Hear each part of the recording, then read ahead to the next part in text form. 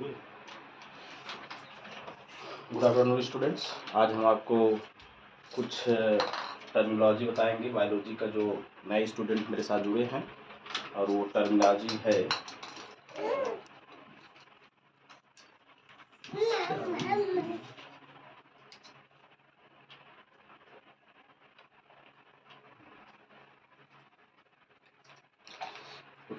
है जैसे हम कह सकते हैं कि धमनी को हम इंग्लिश में क्या कहते हैं? आर्टरी।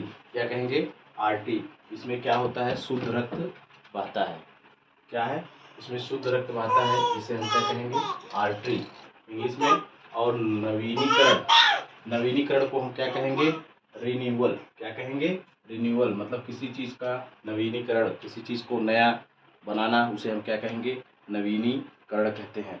इसके बाद आता है नवोद्भिद सीडलिंग। जब कोई पौधा जो है क्या करता है? अंकुरण करता है। अंकुरण करने के बाद छोटा होता है, और अंकुरण करने की अवस्था को हम क्या कहते हैं? नवोद्भिद। मतलब नया पौधे को हम क्या कहते हैं? नवोद्भिद कहते हैं। क्या कहेंगे?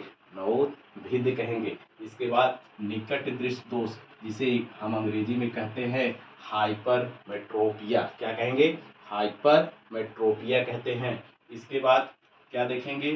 क्या? नेत्र गोलक को हम क्या कहते हैं? आई बॉल कहते हैं। क्या कहते हैं? आई बॉल कहते हैं। इसके बाद देखेंगे निषेचन। जब अंडे से स्पर्म का मिलन होता है, अंडे से स्पर्म का जब मिलन होता है, इस प्रक्रिया को हम क्या कहते हैं? फर्टिलाइजेशन कहते हैं। निषेचन अथवा क्या कहेंगे? फर्टिलाइजेशन कहते हैं बच्चों। इसके बाद पेटल का मतलब होता है पौधे में जो पंखुड़ी होती है, पंखुड़ी को हम क्या कहते हैं? पेटल कहते हैं। इसके बाद आते हैं पक्षमाभी पेशियां। मतलब उसे हम इंग्लिश में हम कहेंगे सीलरी मसल्स। ऐसी मसल्स जो सीलिया को लिए रहती हैं, उसे हम क्या कहते हैं? सीलरी मसल्स कहते हैं।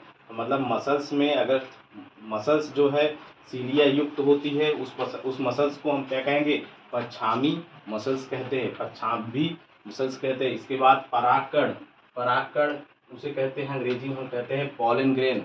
ऐसे कण जो क्या करते हैं? परागण में जो हेल्प करते हैं, यानी कि पॉलिनेशन में जो हेल्प करते हैं, उस कण को हम कहते हैं परागकण। इसके बाद परागकण के द्वारा ही क्या होता है? पॉलिनेशन, परागण का मतलब मेल और फीमेल। मेल पार्ट किसका? प्लांट का मेल पार्ट, और फीमेल का क्या है? फीमेल का पार्ट जो है आपस में जब मिलता है, उसे हम क्या कहते हैं? पॉलिनेशन। परागकोश जहाँ पर परागकण पाए जाते हैं। कौन पाया जाता है? परागकण जहाँ पर पाए जाते हैं, उसे हम परागकोश कहते हैं। अर्थात इंग्लिश में उन्हें हम क्या कहेंगे? एंथर कहते हैं बच्चों। इसके बाद पर परागण। अगर परागण जो होता है, एक स्वपरागण होता है, एक पर परागण होता है, लेकिन हम यहाँ पर स्वपरागण को स्वपरागण को कहते हैं अंग्रेजी में सेल्फ पॉलिनेशन।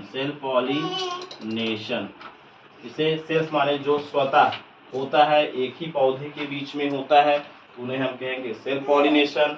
और पर परागण जब दो विभिन्न पौधों के बीच में होता है, उन्हें हम कहते हैं कि पर परागण, या उसे हम क्रॉस पॉलिनेशन कहेंगे। और परिघटना को अंग्रेजी में कहते हैं फिनोमिना। सभी परिभाषाओं में लगभग इसका उपयोग होता है, जिसे हम इंग्लिश में क्या कहते हैं? परिघटना को फिनोमिना। परिक्षेपित का मतलब होता है स्प्लिटिंग का मतलब टूट जाना। तो हमने आज क्या क्या देखा बेटा? धमनी देखा, नवीनीकरण देखा, नवोद्भिद देखा, निकट दृष्टि दोष देखा, नेत्रगोलक देखा, निषेचन देखा, पंखुड़ी देखा। ये सब जितने वर्ड हैं, शब्दावलियां हैं, आपको क्या करना है? आपको समझना है, ठीक है, और आपको रटना है। थैंक यू बच्चों।